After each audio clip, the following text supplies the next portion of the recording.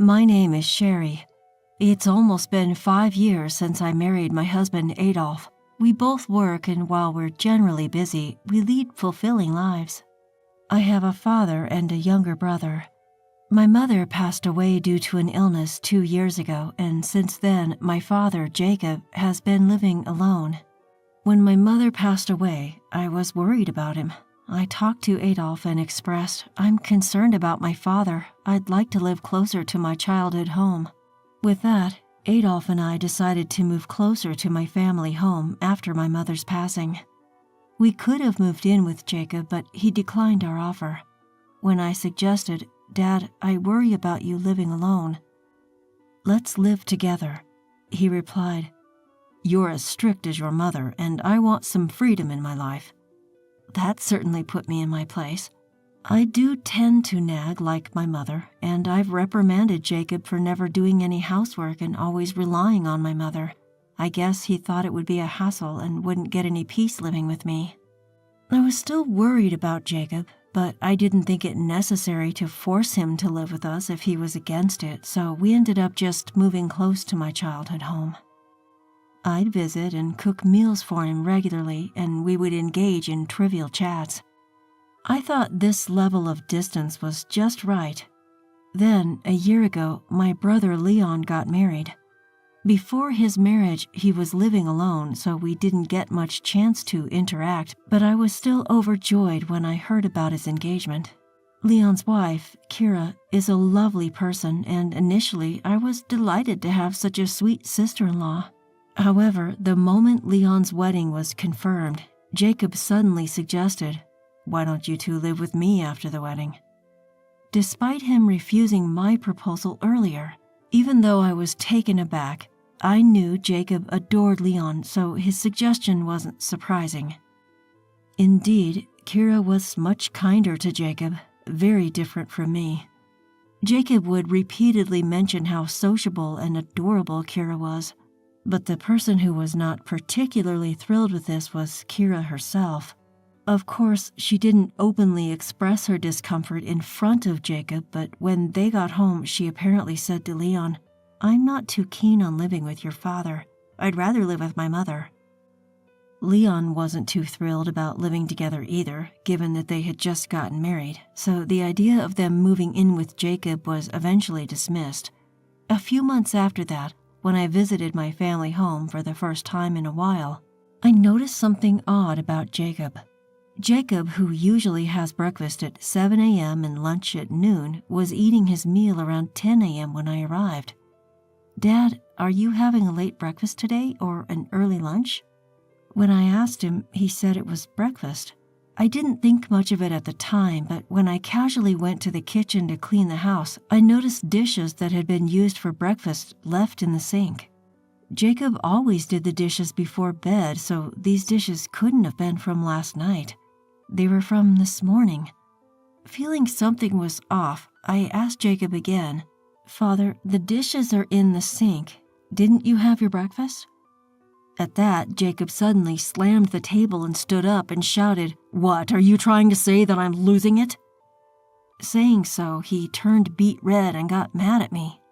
Sure, Jacob was hot-tempered, but I'd never seen him this unreasonable before, so I was stunned. Then, as quick as a flash, Jacob's face relaxed. "I gotta fix breakfast," he said, picking up the dishes we'd just finished eating off of and headed for the kitchen. I thought it was definitely strange, so I suggested Jacob go to the hospital. However, he stubbornly refused. What's more, he begged me, tears welling up in his eyes.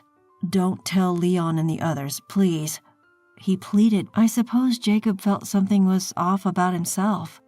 Not wanting to worry his beloved son and daughter-in-law, he strongly resisted sharing his symptoms with Leon and the others. I consulted Adolf many times, but in the end, we decided it was best to respect Jacob's wishes, so I never told Leon and his family about Jacob's cognitive issues.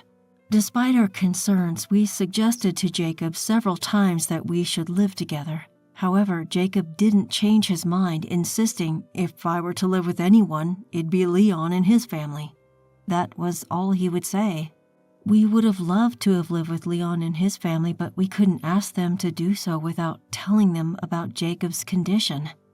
Adolf and I were at our wits' end. But about 2 months later, I got a phone call from Jacob at his home. He said cheerfully, "I've got something to tell you. Come over." Since Adolf had to work that day, I went over to his home alone. There, Jacob was with, surprisingly, Leon. "What's up? And why is Leon here?" When I asked that, Jacob answered with a broad smile. "Actually, I've decided to tear down this house and build a new one." "Wait, build a house?" When I asked again, Jacob nodded excitedly and said with a grin, "And it's going to be a 2-family house." "2-family? Why all of a sudden? Are you saying Leon and his family will live with you?" When I asked, Leon nodded. Thinking it's not exactly living together if it's a 2-family house, I grabbed Leon's arm, took him to the corner of the room and asked quietly, "Hey, didn't your wife say she didn't want to live with you guys? And that she'd rather live with her own mother if possible?" "Oh, no worries there. After all, the one who suggested building this 2-family house was Kira." "What, really?" I'd always thought that Kira was against living with Jacob, so I never imagined that she was the one who planned this 2-family house project. Jacob showed me the floor plan, boasting to me, "Isn't it great?" More than that, I was unable to decipher Kira's intentions and was a bit worried. "Hey, did Kira really say okay? You guys aren't just pushing this on her, are you?" When I checked, both Jacob and Leon laughed. No, it was really her idea. She's worried about Dad." "You really got yourself a good wife, Leon. Unlike Sherry, Kira is adorable. You're a lucky guy." Saying so, they laughed out loud. Both Jacob and Leon insisted Kira suggested it. Kira proposed we live together because she's worried about Dad. They were happy saying this, but I had a hunch. I just couldn't believe that Kira proposed this duplex idea purely out of goodwill. A few days later, I was called back to my family home to discuss the floor plans. Upon arriving, I found Kira was there too, and I decided to press her a bit. "Hey, Kira, are you really okay with this? Living together, I mean. You never seemed too keen on the idea." Upon hearing this, Kira smiled broadly and said, "Of course, I'm worried about my father-in-law. And as a daughter-in-law, I feel it's my duty to help as much as I can." She punctuated her statement with a power pose, arms flung out confidently. Watching her, Leon chimed in. "Sis, you worry too much.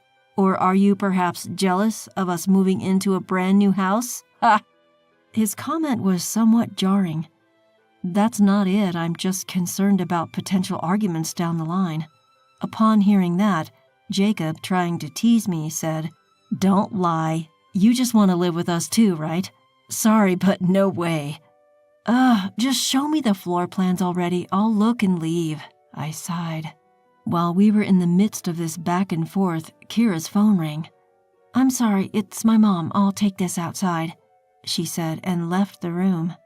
Jacob and Leon showed me the floor plan, bragging about this room and that detail for what felt like an eternity. Yet something about the floor plan nagged at me. "Hey, what's this big room for? Was it there when you showed me last time?" When I asked that, Leon began to explain. "Oh, that? Kira requested that room," Leon began. "She said we could use it freely and it could serve as a guest room when someone comes over." Jacob chimed in, seemingly impressed. "Kira really thinks of everything, huh? What a good kid." But something about that room didn't sit right with me. It was about twice as big as any other room. A guest room, isn't it a bit too large? It's the biggest room in the whole plan. At my question, Leon and Jacob gave troubled looks. Well, Kira really insisted on this room. "If Kira wants it that way, then it's fine. You shouldn't interfere," they concluded. Feeling rather annoyed at this point, I decided to head home. "I'm leaving," I announced and stepped out of the room. As I did, I heard Kira's voice. She was still on her call, her voice just audible. I hadn't intended to eavesdrop, but I couldn't help but overhear her conversation. "Yeah, it's fine, Mom.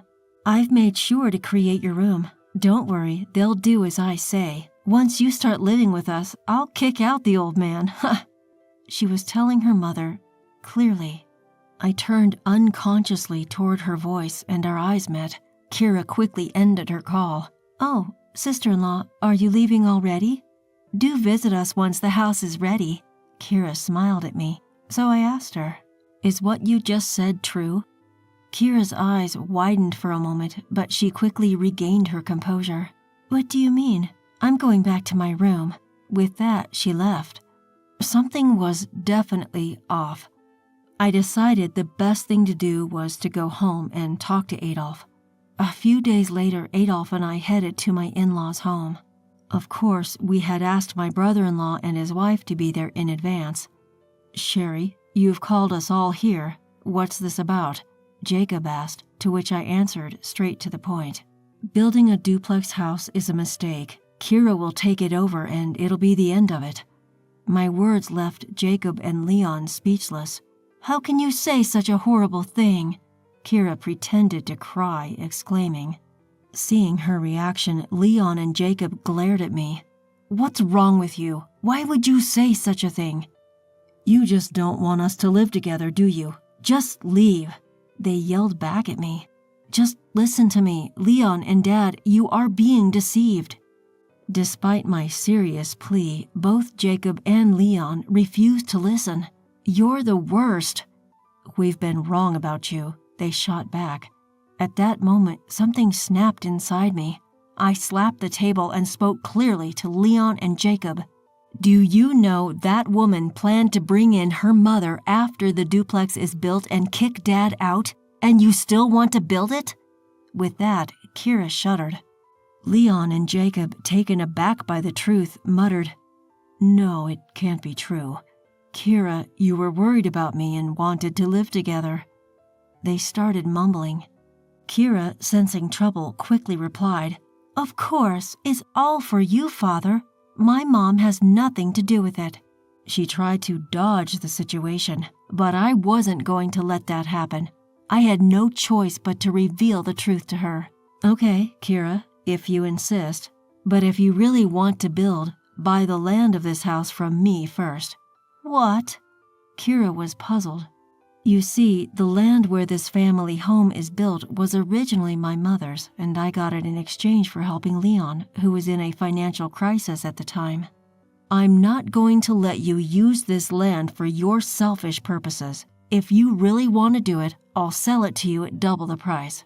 If you're really worried about Jacob and want to live together, you can afford that much, right? With that, Kira fell silent. Jacob shouted, Then I'll pay. Isn't that enough? That's when Adolf, who had been silent all this time, finally spoke. Dad, Leon, I hate to say this, but even if Sherry is hated by both of you, she's trying to protect you. If things go Kira's way and her mom moves in and Dad gets kicked out, Leon, can you take responsibility? Adolf's calm and steady statement was strikingly credible, and both Jacob and Leon were stunned into silence. Seeing this, Kira, unable to stand it any longer, started to make a fuss. Leon, you don't believe them, do you? She started arguing. Kira directly addressed me.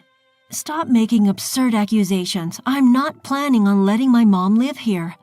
So I asked Leon, Leon, can I borrow your mobile phone? I've got this. Huh? Just trust me. I'll call Kira's mom and see what's going on. Upon hearing that, Kira turned pale and yelled, No, stop!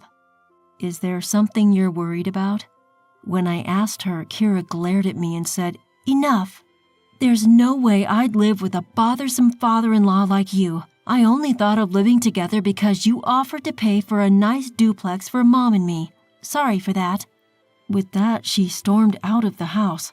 Leon hurriedly chased after her, leaving a stunned Jacob behind.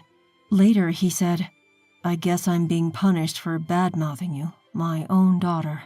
Jacob, who made the comment with a smile, looked somewhat lonely. In the end, Leon followed Kira. Now he's renting a spacious condo and living with Kira and her mother. It seems Kira and her mother hold all the power. It's pitiful, especially considering he's my own brother. On the other hand, Jacob came to apologize to me. I'm sorry for all the selfish things I said. I owe you, Sherry. I then shared with Jacob what Adolf and I had been considering. Dad, why don't you live with us? We're thinking of buying our own home. At that, Jacob nodded with an apologetic look. Since then, he's been cooperative whenever I suggest going to the hospital. Although he was diagnosed with dementia, he takes his medicine without complaint. This has slowed the progression, and we're managing to live together. Jacob has been saying thank you to me more often since then. I think he feels guilty about refusing to live with me in the past, but to me, it doesn't matter anymore. He's my father, we're blood, and he means a lot to me. Adolf has also been supportive of Jacob, and I'm nothing but grateful. From now on, I plan to cherish each day in hopes of spending as much time as possible with Jacob.